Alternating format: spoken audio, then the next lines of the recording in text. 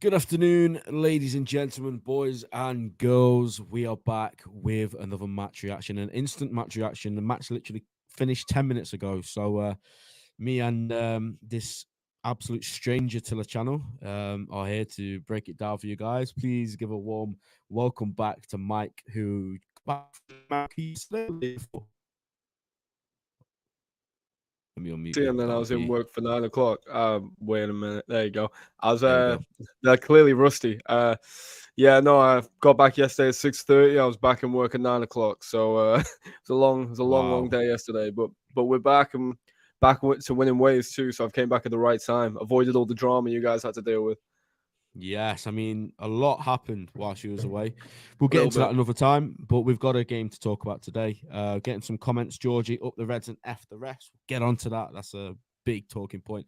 Anfield lad says, big up TT, big up yourself, mate. Sobo has that KDB potential. What a play he is.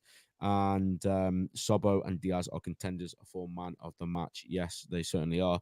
Just a quick announcement, guys, before we do get into this. I'll probably go into depth much more on the Newcastle preview show. But the channel, thanks to your guys' continued support over the last year, especially in the last 3 or 4 months, is now monetized. So you guys have just absolutely smashed it out of the park with viewership and subscriptions and everything. So massive thank you to you guys. Just want to make it perfectly clear straight off the bat. Super chats are available as of now, and we are working on channel memberships, which hopefully will be in place for the next stream. One thing on the super chats and channel memberships, any single penny or amount raised goes straight back into the channel. Me and Mike aren't gonna go and treat ourselves to a pair of trainers or anything like that. It all goes straight back in. We can get guests on, we can improve what you guys are seeing right now. Every single penny goes straight back into the channel. So once again, massive thank you for you guys for making that possible. It's something we've been working on for a long time. So the channel is now good to go. Let's get into it, Mike. Straight away, unchanged lineup from the draw at Stamford Bridge. When I seen the lineup, mate, I just thought, yeah, let's go again, sort of thing. I didn't want Gakpo to play in the midfield. I had to be said it in a preview show as well. But yeah, I mean, I didn't really see anything wrong with the lineup. Did you? Yeah, I've similar feeling to be honest. Like I'm happy with the players that are on the pitch. It's where they're playing that I think was the issue. I like McAllister. I love McAllister. Seeing him in the six is frustrating, and seeing Gakpo, who we all love, in the 8 or 8-10 role, again, it's frustrating because we know the level up we'll see in performance when they're playing in the right position. So yeah, same feeling. Yeah, absolutely. Let's talk about the start of the game. We are going to do this one quicker than we normally would, guys, because there is a lot of Mm. football on this evening. So we're probably going to try to do this within 30, 40 minutes so we can all go and watch the game. A Mm-hmm. few more comments here. Evening from Sambo, that McAllister red card has to get overturned, and surely we'll appeal that.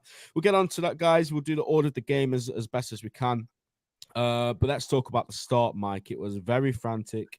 It was very nervy in the ground. I feel like obviously I wasn't there today, but you could feel like there was some Mm. sort of tension, and Allison was making mistakes for the offside goal. I don't see why he was that far out. But yeah, that first opening 15, 20 minutes, mate. Yeah, it weren't great, was it, to watch? No, it wasn't. I think I don't know how everyone else felt watching it. I want everyone comment how you guys felt in the first 20 minutes. I know for me personally, it was the worst that we could have started. It really was. Everyone didn't look comfortable. The back four looked very nervous. Allison, who's normally so composed on the ball, panics quite a few times. And we can talk about the goal itself. I mean, what were your thoughts? You see that moment, you see the ball given away the way it is. What were your thoughts in that moment, Ben? What are you thinking? Just I don't know. I just thought like the whole first 20 minutes was so unlike Allison. And I know he's had games before in the past where Yeah. he's been sloppy, but I just feel like in that first 20 minutes there was a whole communication thing as well with Trent and the other defenders. It just seemed all over the place. Not sure if it's the setup or what, but Mm. I think maybe they were just surprised by Bournemouth a bit, mate, to be honest, because we know the Bournemouth of old would have probably parked the bus for the whole game and maybe tried to counter attack. But Bournemouth kind of brought the game to us, and I think that may have caught us off guard a bit. I think we was expecting them to be a bit more passive and a bit more defensive. But to their credit, they came to Anfield and they tried to leave with something. And I have to respect that because a lot of teams come here and just make it a horrible game and see if they can get a point. But Yeah. fair play to them. They came here with a plan, executed it in the first 20 minutes. But I just think, you know, if you don't get your goal in that time, sooner or later at Anfield, Liverpool are going to wake up 90% of the time. So Yeah. I think that's what we did. But it didn't happen until we did actually concede an onside goal. Poor touch from Trent Alexander-Arnold. It wasn't his best game today. Obviously, the injury is another thing, which we'll get onto in a bit. But yeah, Van Dijk, I don't think there's anything wrong with that pass. I think you're expecting a player as good as Trent to be able to control that and sort of move it on. It's the But first it was touch, just isn't it? sloppy, wasn't it? Yeah. And it was almost Sloppy as soon first as touch. that first touch was made, it was a disaster.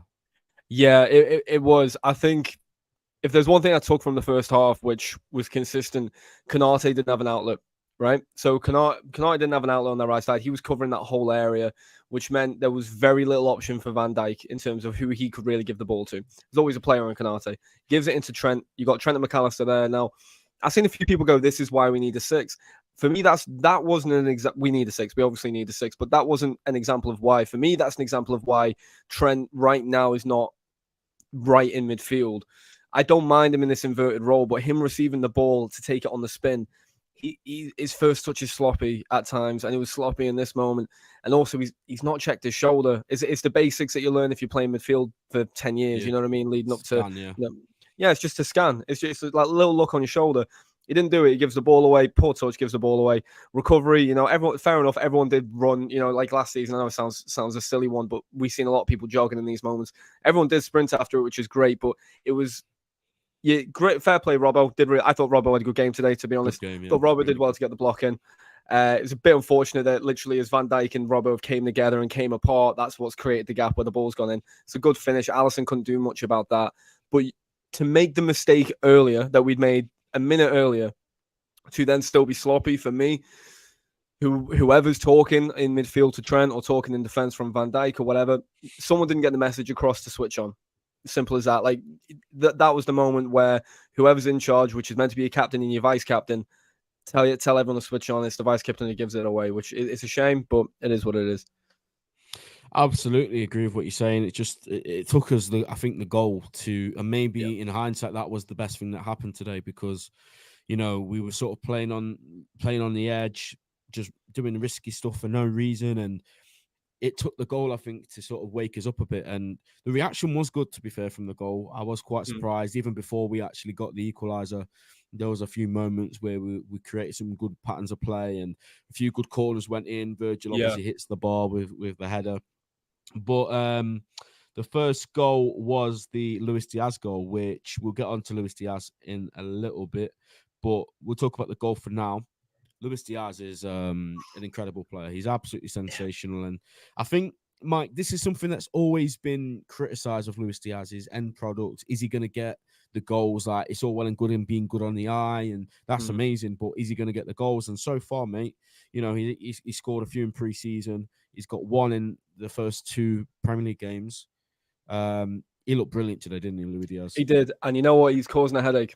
He's really causing a headache. Absolutely. And there's a great headache to cause, because I think, I said it in pre-season, right? For me, in terms of the list of the forwards, he was bottom of the list. Not that he was bottom by being bad by any means, because he's quality, but in terms of like who fans want to start, I really felt like Diaz was at the bottom, right? And the performance that he's put in today, that he put in even against Chelsea, where a lot of people weren't, phenomenal. It solidifies why he currently is in the starting 11 and will continue to be so. His improvisation, I think, it reminds me of Sadio Mane, right?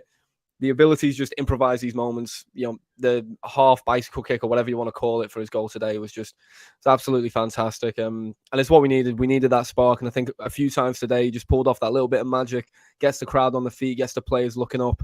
And really special moment. What did you think of the goal? I know Luis Diaz has that in his locker, mate. I've seen him do, maybe not that, but I've seen him do so many, like, just incredible bits of solo play. Obviously, the Crystal Palace one from last season springs to mind. He's just an instinctive player, and anything he does is just pure instinct. He never has to think about things twice. He'll just get the ball in those situations and he'll do something crazy. My only thing is now, there's been a few comments about it. We'll talk about it now. The injury, because I think we've seen when Luis Diaz has been injured before, he has tended to be out for quite a bit. So we don't know. We're not going to speculate on this channel. We're not going to melt down because these guys might be injured. We just got to wait and see what Klopp says. And I I doubt think I we'll missed get. that. Wait, Diaz went off injured. Was he actually Yeah, injured? he went off injured. Yeah, I thought he just him and went off. Trent. I thought he picked up a No, knock and then we I'm just. I'm I'm not 99% certain he went off injured. Guys, let me know in the chat because he's doubting me now. Oh, sorry, I will say my interpretation of that moment, and to be honest, Ben, like I'm working from home, so I've got I had my laptop here watching the game. No You know worries. what I mean? So, He was injured. Yeah, he went off yeah, because injured. I knew he picked up the knock and he was being assessed, but Yeah, it because felt like to me from what I've seen. Sorry, it felt like to me from what I've seen that it might have just been a precaution, but we'll see. If it is a groin injury, like Samba's just said there, that's a shame. That is a shame because his injuries, like you say, they've affected him last season for obviously, and he's never really had a full season with us yet. And that's a bit of a worry, isn't it? But this is the thing, mate. We're just gonna have to wait and see what Klopp says, and Yeah. if they are injured for a significant time, then we'll address it in the Yeah. Newcastle preview. There's no point, speculating now. It could just be a little thing. Same with Trent. Yeah. Trent could have Yeah. just been a little bit of contact and he's bruised himself or something. So we're not gonna comment too much on the injuries as of yet, unless we get some news as this stream is live, which I doubt because it's not going to be a super long one today. But yeah, we'll see what happens, guys. No need to panic until news is out. You'll have these ITKs, I'm pretty sure. The self-proclaimed doctors will say, oh, yeah, that's a grade 2 tier. Like, shut up. Let's see what happens. Yeah, man. The goal, I think, just sort of sparked a new lease of life into this team. And wasn't long after that, mate. Szoboszlai gets a penalty now. I've seen a mixed opinion on this. I want to get yours. For me, it's a pen. No more. You think it's a pen? Penalty all day long. Penalty all day. Chat, what do you guys think? Do you guys think it was a pen? Well, if you guys think it's a pen, it's a pen. I think it was a pen. I think he bought it because I mean, aren't you when it comes to stuff like that? Yeah, for me, he bought it. Like, I mean, he's jumped 10 feet in the air. Fair enough. I mean, don't get me wrong. There's contact. It is a pen, but he made sure that we all knew it was a pen. You know what I mean? I've got a United fan of mine who's a close mate of mine. Straight away, messaged me saying, "I'm assuming there'll be massive uproar about this." Yeah, he's like, I'm assuming that the media will now cover this for next week, like we got last week. And shut up. Now the thing is, though, Mike, we can all agree. I can agree. You can agree. The chat will agree that there was contact. So if there was contact there, then it's a pen because exactly. Swifty says he did buy it, but the contact. But it was contact, and I agree. I'm in agreement. And to be honest, we kind of need players like that. I know it is what it is. You need players that are willing to take that risk. Some are too honest. Too honest. To be honest, I think we have too many honest players. Salah's is way too honest, but I understand because he never got anything when he went down anyway. I feel bad for him, in that respect. But Szoboszlai, listen, he wins the penalty. Maybe going forward, he needs to be the one taking the penalties too. What did you think of Salah's penalty, man? What do you think? I mean, it was Bournemouth last season he missed against, wasn't it? When he skied it over the bar. So I wasn't. Salah's weird to me, mate. Like, I know 95% of the time he is going to score, but I'm never convinced by his penalties. Like, his technique, his run up, all of that just adds to the tension. And yeah, I wasn't surprised that he missed it, but I think as soon as I saw where the ball went, I knew he was going to be there to put it home. The only downside to this is from a selfish point of view, I made that guy my captain in FPL. So he gets minus points for the penalty miss, but then he gets a few points back because he scored. So at least I need to get in an FPL, bro. I should have got on one this season. I completely missed it while I was away. You got a TAT one. I don't think we advertised it enough, to be fair. We should have done a few more tweets about it, but it is what it is. So 2-1 up, mate. Let's just go straight into the second half. McAllister's red card. I can't remember what minute it came in. Do you remember? Yeah, you're talking right. It was just before the 70th minute because it was a long way to go in the game. So first reaction on that, mate. Well, to be honest, first time I've seen it, and I will say at this point, I was not working. I was very focused on the second half, I'll tell you that. For me, listen, I didn't have the same reaction I think a lot of people I've seen on the timeline had. I can understand why it was given as a red initially. Right? Initially, I can understand why it was given as a red because, studs were up. It's gone into a shin. I can understand why initially that's been given as a red. VAR not overturning it surprised me because for me, there's two players going for the ball. It is high, but it's not very high. I thought it would have been like a yellow. I think a red is very harsh, but I'd hope it'd be overturned. I'd hope it would be overturned because if it isn't, 57th, wow. I didn't realize it was that early, Wow. Do you know why? And I think to our credit, we think it was later into the game, because I think the way we handled it was actually quite good. We scored You straight managed away really well. as soon Yeah. as, and that already gives us a bit of a boost. And I know they had a couple of chances. Ali makes a save late on in the game, but We we never managed looked well, I like it. thought. It never felt like we had a man down, I don't think. And I think No, I that was agree. the positive. Yeah, no, I think I think it was the only moments I could see is obviously we had a man down was when we'd be on the counter and there'd just be like one man in the middle of the park and then the forward three. I'd be like, right, okay. But I think, listen, I hope he gets overturned. If not, it's a 1-game suspension. So that means he misses Newcastle. Not the game I want him missing, if I'm honest. We need players like him in the Newcastle for the Newcastle game.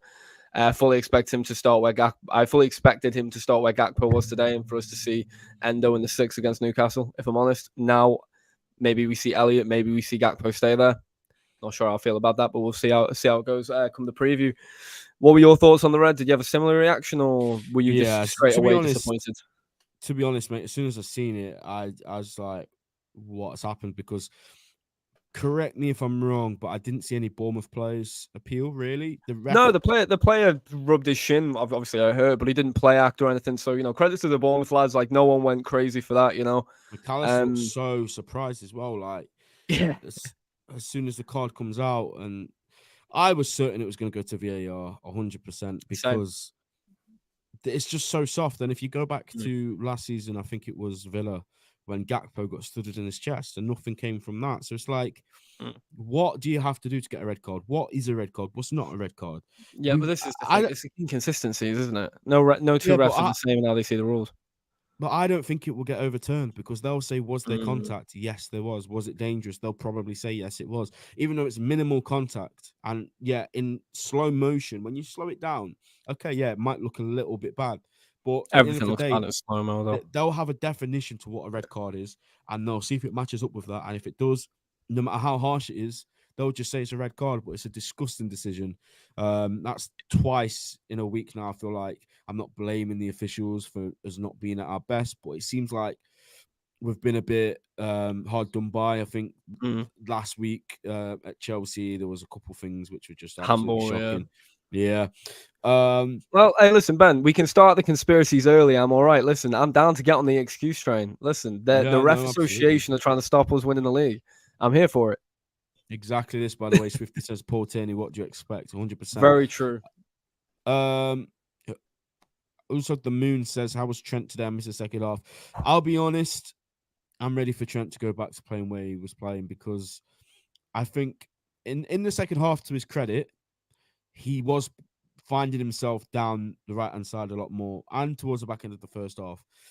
And I feel like that's where we need Trent in those situations. Yeah, it's all good in being deep, because he is good at playing football, but he can't get the angles. He can't do what he's done for the last 5 years from midfield, in my opinion. It's not what he's done. I don't know what you think of it, Mike, but I see what you're saying. It just doesn't look right to me. I think for me right now, I give him the leniency of saying he's not got a 6 next to him, because for the first goal, it's his fault, and it's that simple as. But I think in terms of the actual game itself, until I see him alongside the 6 again, I'm kind of holding my judgment, because when he was alongside Fabinho, that length of time when he was playing the invert alongside Fab, both of them played fantastically well. So if we find a 6 that can sit next to him and they complement each other correctly, maybe we see something else. But right now, I don't like our formation on the ball when we're playing out from the back. Don't get me wrong, when Trent gets the ball, he can spray it left and right. It's amazing. But Konate has so much space to cover if we lose the ball that it terrifies me every single time. Plus, Konate never has an option unless Salah drops very deep. And it just seems like we're asking a lot of certain players in these moments. But listen, I'm not a tactician by any means. I am just a fan, so we'll see how it goes. But moving on from there, going on to the positives, we go on man down, still playing very positive football. And then we get the third goal through Szoboszlai's shot into Diego Jota. What did you think of that goal, Ben? Well, first of all, mate, Jota did make me eat my words. I know it's just a bit of a tap in, but that they are what you want from Jota. They are the goals he scores, right place, right time, sort of thing. And at half time, I did say that I wanted him to come off for Nunes. I thought like Jota, especially in the first half, was miles off it. His touch, his link-up play wasn't great. So I'm glad he proved me wrong. I'm not one of these people that have an agenda and stick with it. I actually love Diogo, and every time I am annoyed about a player, or I feel like, you know what, this player's played badly, I do really want them to prove me wrong. And I left the tweet up. I could have deleted it. I left it there. Jota gets his goal. Still don't think he was great today. Wasn't a good all-round performance from Diogo, but if he's putting the ball in the back of the net, then that's absolutely fine by me. But yeah, it'll be interesting to see what happens next. Obviously, if Diaz is injured, Nunes, comes on, like Georgie says, for 7 or 8 minutes. What's going to be the front three? We'll get to that in the preview show, which will be Thursday, I believe, Thursday night. So make sure you tune into that one. But yeah, it's interesting. Diogo is obviously an amazing option to have, and the depth we have in the front three. If Diaz is injured, you know, people have been sort of questioning, like, who is the front three? Well, this is exactly why we've got these options, isn't it, Mike? For when one of them gets injured or if one of them has a bad game, you switch it up and you've got somebody ready to go. Yeah, exactly. I think, to be honest, I was hoping Nunes would get on sooner, but I understand. Like, listen, when's the Newcastle game? 7 days away, or it's not midweek by any means. Yeah, it's Sunday. There you go. So we got 7 days of prep. Really, tomorrow's recovery, and then we'll go from Monday. So I think we may see a slightly changed lineup anyway for Newcastle because they're a different type of side. We're away from home as well, so it wouldn't surprise me if maybe it's a little bit different. But who knows? Maybe we'll just stick with what we know. I think Nunes is going to struggle to get into this front three at the moment, though, because I think once everyone's fit, Gakpo comes in for Jota.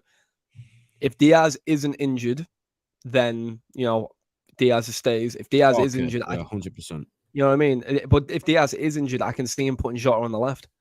Because to be honest, that's where Jota has played his best football for us. So it's a hard one. I actually kind of get worried for Nunes because I want him to have a great season, but it's hard to have a great season if you're always on the bench. So we'll see what happens. There's a lot of games to play, obviously. And hey, he looked all right in his cameo. Came off, pressed very well, didn't he? So, you know, we'll move on from there. But what did you think of Szoboszlai today? I think that's what everyone wants to talk about, really. You know. Yeah. Unreal player, mate. I seen him. Obviously, I was at the Chelsea game last week, so I couldn't do a match reaction. I really wanted to be on it as well because I had a lot to say about him then. Look, when Szoboszlai comes in, everyone thinks he's like an attacking midfielder. He's going to bring the flair. He's going to score the goals. He's going to look good on the eye. This guy, to me, is much more than that. He's an engine room, but he's also got the flair. He has the technical ability. I don't want to disrespect him with what I'm about to say. So please do not take this the wrong way if you don't like the player I'm going to compare him to. He's a bit like Jordan Henderson, but a far, far better football player. He's got the engine room, right? Hear me out on this one. If you remember prime Jordan Henderson, yeah? All right, yeah. He was constantly running up and down the pitch, left to right. He was absolutely everywhere. Right. Exactly the same in that aspect, but on the ball, like with the ball at his feet, passing the ball, shooting, dribbling, crossing, he is like astronomically clear of him, like to another level. So I'm not surprised. You know, when people look at Dom, they're like, why are we turning him into a dog? I don't think we're turning him into anything. I just think he has that engine inside him, and that was always something I maybe didn't really know about Szoboszlai. Didn't know he had that engine. I knew a bit about him, but mate, the way he's working for me, like when the whistle went at Stamford Bridge, he wasn't exhausted because we saw it, didn't we? Like in pre-season, we saw him won the lactate test. We heard all these reports about how much he loves to run. He said it himself, and I think even after the lactate test in pre-season, I don't go off on a tangent here, but he said he could have carried on going. So to have this sort of player in there, Mike, when we've lost legs, we've lost bodies, like last season when you look at the midfield and we saw how lazy and just finished they looked really when it came to that sort of part of the game. It's refreshing, isn't it, to see Szoboszlai playing in that way? No, absolutely. Listen, in terms of the Jordan Henderson comparison, I really hope you clip that and put that on Twitter. Just for engagement purposes, it'll be hilarious. Because you'll get some funny comments, I'll tell you right now. I think all the people that we hop in the spaces with may block you. But no, listen, I see what you mean. I do. I think in terms of some qualities, in terms of his work rate and sort of leading by example on the pitch, consistently making those runs beyond Salah, beyond Trent, dropping in and filling spaces. He actually did really well. He's filling the spaces a lot better than I thought he would. I made that comment to you in pre-season. That was my worry, whether he'd be able to do that. And he shows that he can. He's showing that he can, and it makes me very excited going forward. I think watching him, Mac, in midfield just It's just nice, isn't it? It's just nice. Technically brilliant, not injury prone thus far, touch wood. They've got qualities at both the top and back of the pitch, so it's exciting to watch. And yeah, listen, he's got a threat from range, he's got a threat up close, he's great defensively. Baby KDB, as Georgie said in the chat, I can definitely see the qualities there. We'll see how he does over a season, but I really do think he's going to contribute a lot, especially going forward, without a doubt. And by the way, without that release clause, I think this player would have been in that sort of 80 million bracket with what Leipzig would have wanted. So thankfully, George loves his release clauses, and we managed to get him in. Yeah, but, see what we do with the rest of the window. Exactly. I think we're just going to keep it short and sweet for now. We're going to leave it there for the Bournemouth game. I don't think there's too much more to discuss, and there's a lot of football on tonight, and we all want to go watch it. So thanks for tuning in. Like I said, thank you for all your amazing support. Channel memberships will be ready in time for the next show we do, which is on Thursday. So keep your eye out for that. There's going to be exclusive perks that you guys can get if you become a channel member. It's not compulsory. There's no pressure to make anyone a channel member. And one thing that I can promise is it will never change the TAT pod viewing experience. Nothing's going to be taken away from people that aren't members. It just helps the channel grow, and it's if you guys want to support us, you can do it like that. So thank you for making that possible. Thank you for your continued support, and like I said, we'll see you guys on Thursday evening with a Newcastle fan as well. By the way, we've got a Newcastle channel coming on to discuss it with, so make sure you tune into that one, and we'll see you then, guys. See you guys.